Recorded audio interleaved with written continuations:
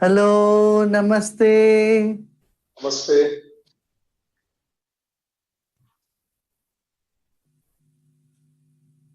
How are you, Mr. Sandeep Kumar? कैसे हैं आप? How are you? Thank you very well. Thank you very much. We are all undergoing different challenges, so it's very timely that we have this Zoom conference. Wonderful. And greetings to you all from India, all Fari and all other scientists and, Greetings to wonderful people from Ireland. It's such a beautiful country. Though I came there very late, but I'm glad I did it. You should come back again. Yeah. And I would like to welcome you all to come to India after all this, pandemic is all finished. Yeah. That would be wonderful. I've never been to India. I've always wanted to go. Absolutely. My husband's been before, but I haven't been. And he says it's a beautiful country. So I look forward to it. Yeah.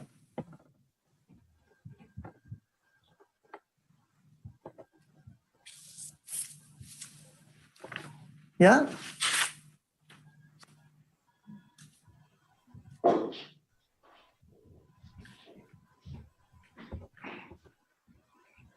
It's a great joy and privilege to have this conversation with Gurudev, Sri Ravi Shankar, and our distinguished panelists from Ireland on what I feel is a very important topic, especially in the context of the current pandemic, the impact of behavioral factors on health and disease. It's a common experience around the world and already very well documented that the COVID-19 pandemic and the measures we had to take to control it had a big toll on our health and wellness all over the world. The pandemic has put our entire health system under intense pressure, as well as our economies, and in doing so had significant direct and indirect effects on our health and well-being. Some of these include disruption and suspension of the health services for other diseases, of course, including children and adolescents, greatly increased mental health conditions in the normal population, increased obesity, to name just a few. On the other hand, there's a body of knowledge suggesting that behavioral factors can be very effective in mitigating these negative consequences, also in normal times. So we will now have a conversation with Gurudev, Sri Ravi Shankar, and our distinguished panel of speakers from Ireland, who will share their views and personal experiences on this most important subject. I would first like to briefly introduce our panelists. We have Honorable Ambassador of India to Ireland, Mr. Sandeep Kumar, who has been the ambassador to Ireland since November 2018. He has served in the Indian Foreign Service since 1985 and had various missions abroad, including Croatia, Hong Kong, Vietnam, South Africa, and Afghanistan. Welcome, Honorable Ambassador. Thank you. Second panelist is Ms. Yemi Adenuga, who is Ireland's first elected female councillor and public representative in the Meath County. She's originally from Nigeria, where she hosted, among others, the #1 television talk show in the country. She's a staunch advocate of women and youth issues, and she's most sought after motivational speaker and facilitator of various workshops and seminars in Europe and Africa. Welcome, Ms. Adenuga. Thank you very much, Farid. An honor to be here. And I'll just quickly correct that. I'm not the first female councillor. I'm the first female Black councillor. But an honor to be here. I jumped over that important word. Thank you. Third, we have Dr. Patrick Wall, who is a professor of public health at the University of College Dublin. His research areas include food safety, nutrition, and managing lifestyle-related disease through behavioral change. As a medical doctor, he's a specialist in communicable diseases, very relevant for the current pandemic. In March this year, he co-established the Contact Tracing Center for the pandemic, which is thought to be one of the main reasons as to why Ireland has been successful in containing SARS-CoV-2. Nice to have you with us, Dr. Wall. It's an honor, a great honor, Gurudev and Vari. It's an honor for fellow panelists. It's a great honor for me. Thank you very much for inviting me. Thank you. Our fourth Dr. Cara Augustenborg, who is an Irish-American environmental scientist, climate change lecturer, highly sought-after speaker, and an author, and is based in Ireland. She's a member of the Council of State, appointed by the Office of the President of Ireland. She's especially passionate about environmental causes and a prominent communicator in this regard. Welcome, Dr. Augustenborg. Thank you. Thank you for having me. And thank you, Gurudev, for inviting me. I'm really excited to have a conversation like this because I don't get to talk about these kind of issues very often. So I'm looking forward. I hope you all know Dr. Fari.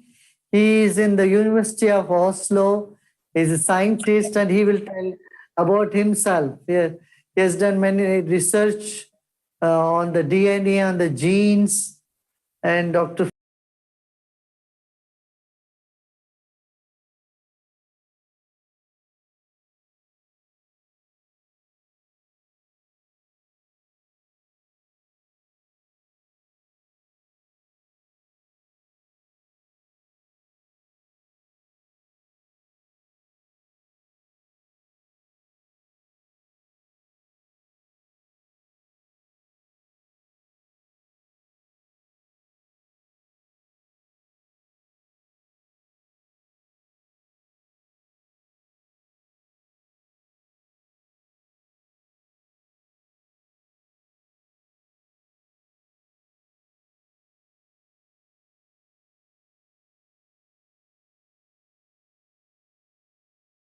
And only when they get tired, exhausted, they come back home.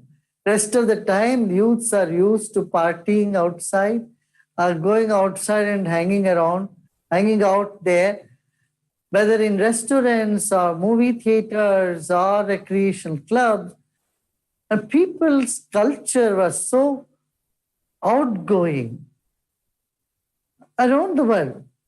Hardly people would come home a few hours and then get together with their family and folks, and next morning they are back on on their trip again. Now this pandemic suddenly put a stop to all that, and they had to confine within the four walls of their home. It was very, very difficult for many people. It was restricting their the so-called their social interaction with people. It's all in the mind. Of course, they could continue to interact with them through their cell phone and internet and emails, but somewhere people were missing being out there. And so they had to put a stop to their activity, come and confine themselves at home. This has caused a lot of tension. Many places, the domestic violence has increased. Elders and senior citizens who living at the home, they were feeling neglected. A latest survey in India shows 71% of the senior citizens felt insulted during the pandemic. This is a very big number. 71% of senior citizens feel, disrespected or insulted. And then kids. It was very difficult for kids to be contained, for they were not even allowed to go out to swimming pools or gymnasium or play in the grounds. with their pulse. So all these sudden change in their routine has caused tremendous pressure on their mind. So the behavioral pattern definitely got affected by the pandemic, especially in big cities. I'd say like New York, Frankfurt, and Mumbai and Delhi. It was very difficult for people to take it. So we ran a number of programs for them to cope up with that stress. We did some yoga lessons online. And then, of course, meditation. We had twice a day, once at Indian time, noon, and then in the night also 7:30 to 8. We were running these meditation programs, and people have felt great relief from tension, from stress, and they were able to cope up much better. This is what we got, because we were, online. There were more than 2 million people who were connecting with us online. And on top of it, the television stations, many television studios in India had broadcasted this so that people could at home sit and do something that could relieve their stress. I would say, the stress and tension causes intense sensation in the body. Mental tension causes sensation, and it also has a specific rhythm in the breath. For every emotion, there is a specific rhythm of the breath. Unfortunately, nobody paid attention to the rhythm of the breath. If you change the breathing pattern, you will feel differently. Theaters use this a little bit to bring up certain emotions like anger. They say, oh, you have to breathe fast, then you will be able to express anger. And you have to breathe slowly, then you will be able to express serenity. Though theaters here and there, and the theater schools which teach dramas and acting, they use a little bit of the breath work to educate people about their emotions. We here in Art of Living designed 57 different type of programs, courses, based on this connection of breath with the emotional pattern and behavioral patterns. And so breathing exercise helps a great deal to get out of depression, depressive mood, and aggression, and sort of despair, frustration. All these negative emotions can be managed, controlled through breathing exercises, which we have been promoting. And several research work has happened by the National Institute of Mental Health and Neurosciences in India. They have found that these breathing techniques that we espouse has benefited many people with depression. It has given the same impact as Prozac would do, or any other medicine, antidepressant would do. Also in London, Ontario in Canada, the hospital there has done research on the effect of Sudarshan Kriya and meditation on the patients suffering from depression. So youths today, I feel, are in have these two big issues. On one hand, there is aggression. On the other hand, there is depression. People with aggression or depression, they cannot be settled. They don't feel normal. They don't feel, that a calm, serene, sensible human being should be. aggression takes over, then it clouds their thinking. They get prejudiced, and then they are unable to cope up with their life. And the same like the depression. So I feel yoga and meditation can impact both these tendencies. It can calm down aggression and it can bring enthusiasm in people who have depression. I've seen this work in millions of cases around the world in the last 40 years. But now I think the world is knowing this, feeling this, the need for caring for mental health. This is a big, big issue, and more research need to happen here, because when something is documented and when the scientific research is done on that, on these techniques, which are quite ancient, it would benefit the human population across the globe. Thank you. Thank you, Gurudev, for putting so much light on the impact of behavior and how it can make a big effect on wellness and our health, and how taking simple measures can really change this field. I would like to next ask the Honorable Ambassador, Sandeep Kumar. Honorable Ambassador, as the representative of Indian Foreign Service, you have been in many different cultures and settings with different behavioral patterns. From this experience, will you please request your perspectives on the impact of behavioral factors on health and wellness? Over to you, Honorable Ambassador. Thank you. I'm not a scientist or an academic. I'm a generalist. So I will only offer my general views on this aspect. And you are absolutely correct that, different cultures would have to have different impacts on wellness being.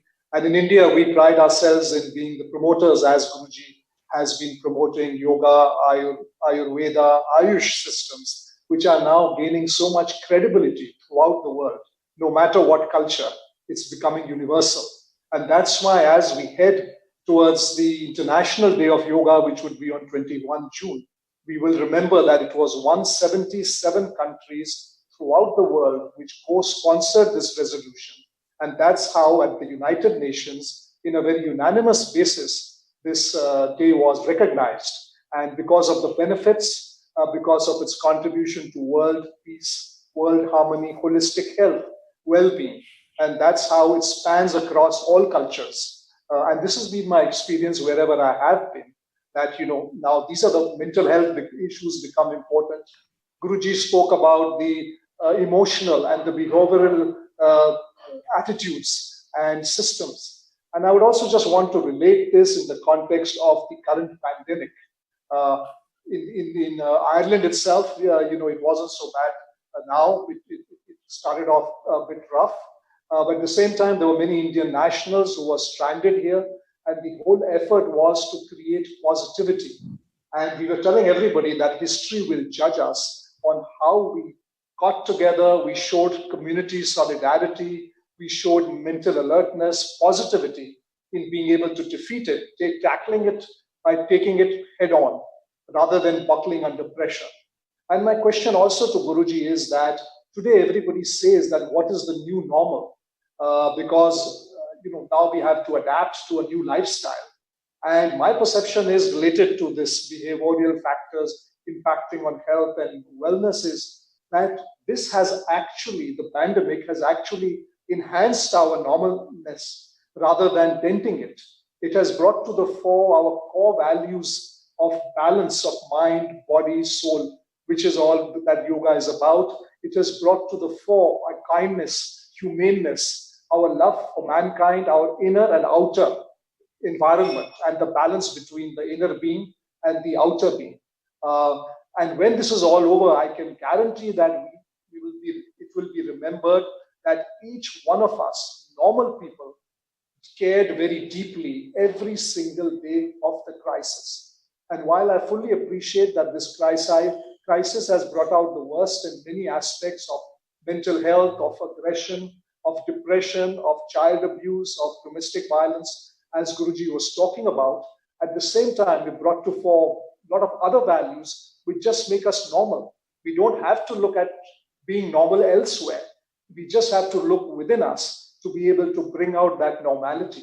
So, Guruji, in this context, how would you say that we can enhance this normalness by enhancing our humaneness, our kindness, so that it becomes sustainable? It doesn't diminish once this pandemic is all over, but we can continue to live with it, we can continue to show kindness and be able to sustain the environment and ourselves in these very challenging times.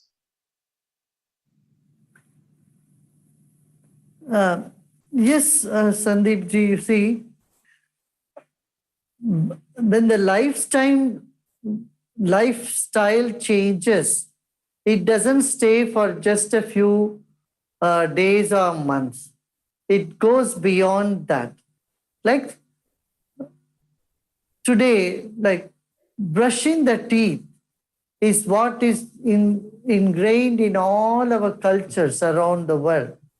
There are still some tribes here and there, they do not know how to use brush, how to use toothpaste. They don't know dental hygiene. So when we are educated with dental hygiene, it stays with us for our lifetime. Once you learn bicycling, then you can never forget how to bicycle, right? Whether you use it or not. In the same way, mental hygiene, I would call this mental hygiene, where you respect others, where you have no prejudice against women or elderly folks or race or religion. When we let go of all different type of prejudice that mankind is clogged with. Today, see what is happening in US, what is happening in other parts of the world. This sort of prejudice has really, really affected our planet very badly. So I think how to be in society, how to live happily, how to make friends with people, these are some basic things, I would call it basic human values, which need to be inculcated and teach our people to handle their own mind. You know, we have never learned in school or at home how to manage the mind when you get negative feelings. You just go to a corner and count 10 doesn't work. You live with rage, anger, frustration, hatred, then it spills over to your family and it causes misery to people around one. So here we need to get this hygiene, how to let go of the past, live in the moment, be more mindful in whatever you are doing. These basic mental hygiene is missing. So I think once we bring this to the notice of the population, they'll take it, it will work. Thank you. Yes, Fari. Thank you, Honorable Ambassador, for those comments, and Gurudev for your additional remarks. I would now like to call upon Ms. Adanuga. Both as a counselor as well as your manifold activities, you are aiming to instill positive behavioral change in people's lives. I would now like to invite you to share your perspectives in this regard, especially in the context of the current pandemic. Over to you, Ms. Adanuga. Thank you, Dr. Fari, and thank you, Gurudev. An honor to be here and a pleasure to be amongst these experts, these gurus. I'm a people person. I've always been a people person. I suppose my background played a big role in who I've become today. I mean, I came from a background where I was never given a chance. I was told I was going to be nobody because I was a girl. My father had 7 wives and 27 children. And I'm number 16 in the household. And my mother had only girls. She was the last wife. She had only girls. And she literally almost gave up on us because my father's family had spoken into our lives that we were going to end up being nobodies. And I made a decision when I was 13, when I heard my uncle say that to my mother, that nobody had the right to my life and nobody had the key to my life. And I said to my sisters, we were going to work so hard that my uncle's sons will wish they were my mother's girls. We were going to work so hard that everything we did, we will make my mother proud. And for me, that's always been the basis upon which I've done everything that I've done. And when I think back to that childhood, I think of how we were raised, the orientation we were giving, and the orientation we still give today that impacts the life of our children. We seem to hand things down from generation to generation, forgetting that each generation is different. And so when I look at our young people today, I'm very interested in young people and in women especially. I look at how we hand down things to our young people, and I worry about their future. When I think of what this pandemic did, I saw how it kept bad behavior at bay. There was less crime out there in the world. Young people seem to have been able to curb their actions. Their adrenaline's kind of calmed down a bit during the pandemic. The one thing that came out of it for me was the fantastic community spirit that arose within my community of Navan. I live in a town called Navan. For the first time, I saw people come together and stand together. And I loved the question that the ambassador asked there, that how can we sustain that? And I'm delighted to hear a positive way to be able to sustain it. Two things worry me with the things that I've seen happen during this pandemic. The first one, like I said, is the young people. I'm wondering how we can help our young people, having come out of the pandemic now and back into the real world, into our new normal. How do we help them focus on their own positives and their strengths rather than worry too much about the expectations of the world? And the second thing, which is a main thing that I really would love Gurudev to look at, is the experience of migrants across the globe. And I'll use Ireland as an example. The average migrant did not battle one pandemic. The average migrant battled two giant pandemics, one being the COVID-19 and the second being racism. And it's a big issue all across the globe now. And sometimes I look at people, I wonder, why can't we just see there's only one race, which is the human race? Why can't we just look for the positive in people rather than focus first on the negative? So my question to you, my second question would be, how can we as humans channel our focus, our minds, our thinking to first seeing the positive in people? How can, say, a person like myself help people see the positive? What are the kind of simple things that we can do that are not complicated, that can help people think differently and think positively? Yeah, thank you, Mrs. Yani. It's nice that you have analyzed this whole situation today, and you have put it in very clear words. One is the fear that is clogging the mind of people today. Post COVID-19 also, the fear will linger on for some more time, even if mankind has found a vaccine for this. Even if we find some medicines, but for the fear to go and the concern of going out and doing anything will take some more time. This is what I feel. But the fear is there very deep in people to go to public places or to gather in groups and all that. Now, this has also affected very badly the economy across the countries, across the borders. Every country has come to a sort of standstill, and there's economical issues. So much uncertainty about future, which we have not seen any time before, has come now. So at this time, what we need to give them hope is where we need to tell them, look, once Germany was flattened after war, the Germany and Japan are the countries which were erased to the ground. But they came up very well. So this is again such an economic disaster in the world, and we will come out with resilience. This is what we need to keep telling people and keep conveying them this message.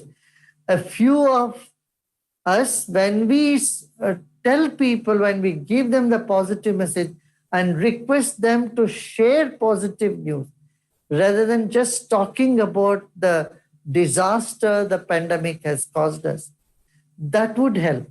Second is, see, this pandemic is not as fatal as many other diseases which we have already had. People are not afraid of those because they feel psychologically there is a medicine for it. Malaria and flu has taken more lives than COVID-19. But the fear is because there is no medication for this. The fear is high. So here we must tell them the mortality rate is only 3.5%, 4% in this COVID-19 cases. But you will be able to overcome that with strong immune system, number one. Second, our scientists are already on it to find a way out, to find some vaccines for this. These two things can reassure them. And the second question of yours, when there is racial prejudice, this can only go by education, by broadening their mindset. If education cannot make a human beings love the entire mankind for what they are, then I don't consider that's a good education. They're not well educated. Basically, we must see our first and foremost identity is we're all human beings. And respect for life on planet Earth should reign first. If the foremost thing that we learn is to respect human life and respect all lives, then only we will be able to get rid of racial and gender prejudice. Many parts of the world today, there is very strong gender prejudice. Women folks do not get the same pay scale as men, though they both do the same job. This is happening even in so-called developed countries. I think this gender prejudice should go and racial prejudice must go. We have all experienced this sort of prejudice in the world. I hope the new generation, the young people of this world today, they are well informed, they are much more, they are broad-minded, and I am sure that we'll be able to get over this second issue as well. Thank you. Thank you for those beautiful words, and thank you very much, Ms. Adonuga, for your wonderful contributions. I'd like to move on to our third panelist, Dr. Patrick Wall. In your research, managing lifestyle-related disease through behavioral change appears to be a common denominator, Dr. Wall. Would you please share your perspectives on the connection between behavior and health and wellness, and how this has and can impact our handling of the current pandemic? Over to you, Dr. Wall.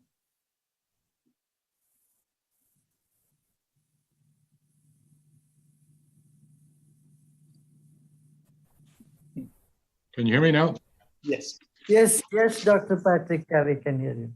Well, firstly, fellow panelists and Gurudev, it's an honor for me to be here. And I'm afraid I'm not as positive as everybody is about the pandemic and how we behaved in the pandemic, because I think the pandemic shone a light on something, how we care for the elderly. And in Ireland, actually, many of the elderly are put into nursing homes, and we've delegated the care to other people. And 65% of all the deaths in Ireland occurred in nursing homes. So the people have actually just parked their old people, and so we don't have the same respect for the elderly in the Irish culture that we should have. And rampant consumerism and greed, and people are too busy to care. And so, we've actually kind of denigrated the less glamorous caring jobs to minimal wage jobs. And so, as I say, 65% of all the deaths we had were in nursing homes, which weren't geared up to care for very sick people. And so the relatives were banned from going to the nursing homes. So people had no visitors, and they died on their own. And often in Ireland, we celebrate the funerals of old people as a celebration of their lives. But with the pandemic, the funerals could only have 10 people. So a lot of the less glamorous caring jobs are minimal wage jobs, and they're done by the migrant workers. And Yemi will know well about this, that often many of them worked with, they did fantastic work with minimal protective equipment, and we've devalued the caring role. And so as a result, there's a lot of people in Ireland now have mental anguish because they're ashamed that they didn't look after their parents better, and some of them feel tormented and guilty. So I don't think they can undo the harm that they've done. And so just my question for Gurudev is, how are we going to come to terms with what we've done, and how are we going to learn the lesson that when we come out of this, we actually have a bit more respect for the elderly and a bit more respect for the caring jobs. And so I feel that my legacy of this pandemic is that we let down the old people, and we let down the migrant workers who cared for them in the heat of the battle. Yes, thank you, Dr. Patrick, for your remarks.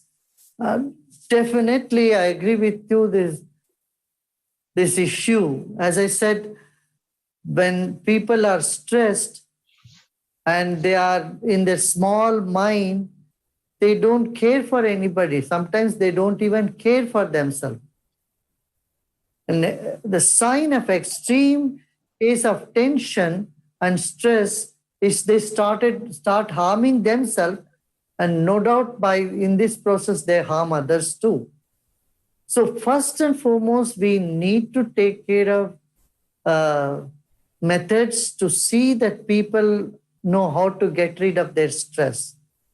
When they're free from stress, when they feel normal and more energetic and stable, they become more sensitive.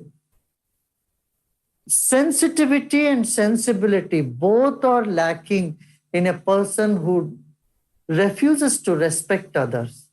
And I feel somewhere deep inside, they even don't respect themselves. So we need to educate our population right from school time, school and colleges, to respect each other, to look into themselves, look into their own mind, their own thought process, their own agitation and frustration they have. They cannot just project their frustration on others. They should be they should have tools to get rid of their own frustration. See, people who are engaged in sports or gymnasium or yoga or engaged in music and arts or some such activity other than their professional activity, find it much easier to be in a relaxed mood and in a way that they are able to respect others. If they're not sensitive, they fail to respect others.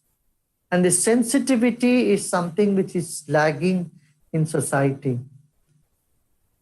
And this can come up when people calm their mind. Few minutes of just experience inner silence can, bring back the simplicity and a sense of love and compassion for everybody. Person who lacks compassion, I only say that they appear to lack compassion.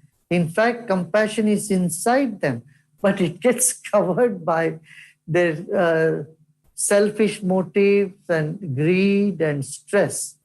And I hold stress as the main culprit.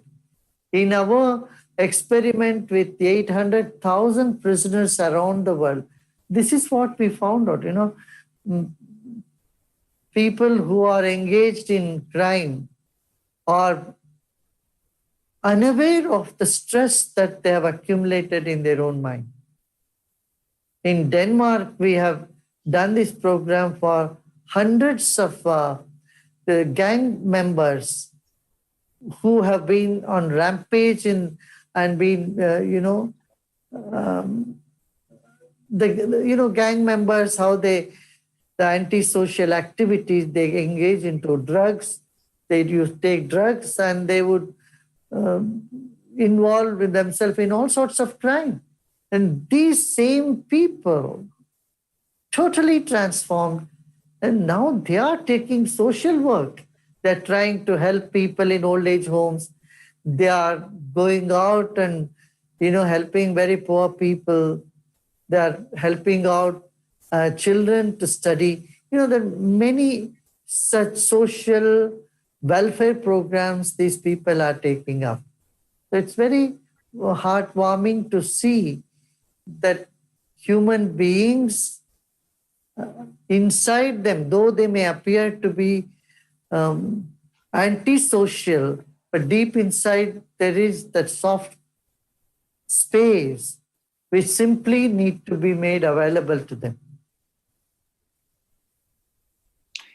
Yeah. Thank you very much, Gurudev, for those comments. And Dr. Wall, thank you very much for bringing up this very important point and issue. Our last but not least panelist is Dr. Kara Augustenborg. Dr. Augustenborg, you are a staunch voice for the environment. Could you please share with us your thoughts as to how the individual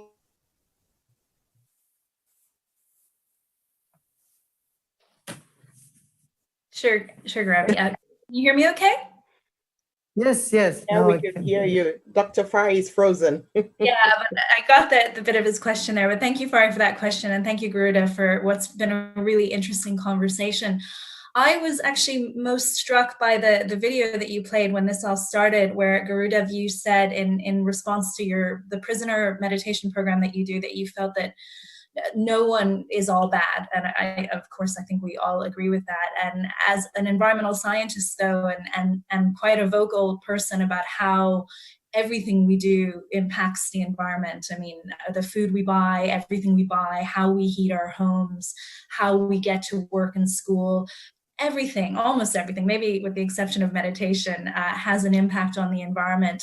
And what I find when I tell people this is that they feel bad. They feel like bad people and they feel guilty. And I know Patrick said, maybe everyone's too busy to care. I don't get the feeling that it's people don't care, but I think they are too busy and we're all rushing around, and for convenience sake, we carry our coffee in disposable cups, and everything is convenience wrapped, and everything is about convenience, and that causes more and more waste. And I think one thing about the pandemic and the lockdown response we've had is that we couldn't rush around anymore. We had to slow down. And when we slowed down, we stopped buying our coffee in disposable cups. We made it at home. I personally learned how to start to repair things in my house that I maybe otherwise would have just gone and bought a new thing instead of repairing the old thing. So I think it has given us a moment to realize what our impact is when we're rushing and we're doing things for convenience. But I myself know that we need, as humans, we need clean water, and we need clean air, and we need healthy soil, and we need biodiversity and pollinators to grow food. And we need a safe place to live that's not impacted by extreme changes in our climate. but I don't feel that the population as a whole understands the interconnectedness between what we do to the environment and how it comes back eventually to us and how it puts us in danger. So my question to you, Gurudev, is how do you think we can better help people understand that interconnectedness between ourselves and our environment and how it's not separate from us? I think this COVID-19 has very clearly given that message to people. If the environment is polluted, there is something wrong in the environment, and you cannot simply survive. Now, people have to wash their hands so many times, use sanitizers, all this is already making them more conscious. And one good thing with this pandemic and the lockdown is nature is rejuvenating herself. You know, the rivers in India, which were so polluted, suddenly, after so many years, the water has become very pure. And because the factories are shut, many things are shut. So, and then air quality has improved. Air quality has improved across all the metros. Here in Bangalore, we never had such good weather in last 50 years. This weather, which when I was a kid, what type of weather we had here? We didn't need a fan, we didn't need any AC. It was all the time pleasant. That weather has returned back. Sparrows have come back to the cities. So the nature seemed to be rejuvenating herself very well when humans are in lockdown. I had even suggested to the world leaders that even after this pandemic is over, we must have 1 week of lockdown around the globe, well-planned lockdown. So if we all stay at home, one thing is the bonding with the family becomes stronger and people can take that much needed rest from the rat race that they are into. On the other side, nature will let the nature rejuvenate herself. You know, this is what I think we need to do. Other than this, today there is much more awareness. Dr. Kara, when I was taking this issue of environment, caring for environment 40 years back, I remember people would make fun of me. Which planet are you living in? They would say, which planet are you in? Because, environment was not a subject at all. It was no government would ever talk on environment. I'm talking about 40 years back in the early 80s. I'm glad that now world leaders are talking and there are departments for environmental studies in universities. I'm very happy to see there is Ministry for Environment, almost every government has today. I mean, we have come a long way since 40 years. But the 40 years back, when I said we need to plant more trees, we need to take care of environment, but that is what is our basic duty. People would think this is not economically viable. And this is in a la-la world sort of thing. It's not the real world. But I'm so glad today people are more conscious of environment. And it's no longer a la-la world to talk about environment. And I think especially young people are very, very conscious. And they are not so consumeristic in their attitude. Young people across the globe, I'm seeing, they are happy managing with the little things they have, but they are more careful and they want to plant trees. We rejuvenated 43 rivers in India, which were just on the revenue map. There was no river there. It was just a land where even sand was already being taken by people. And some places they are even started a habit. The path of rivers were completely obscure. Today, by the help of volunteers, we could rejuvenate those rivers and the water is flowing in them. So I think we are moving in the right direction as far as environment is concerned. Okay. And thanks to you and people like you are doing so much. You're putting your heart and soul in spreading and awareness about the environment. There's much more needed today. Thank you very much. Thank you. Thank you for that. Yes, Fari? Thank you very much, Gurudev, for those comments, and Dr. Augustenberg. I'd like to thank all of you once again for this, I think, what turned out to be a very insightful discussion. I think we walk away from this conversation with a sense of both hope and responsibility, where practical action steps can be taken. So I hope that there would be more in-depth discussions on this topic in the near future. Once again, thank you very much for your participation. Namaste. We'll be in touch.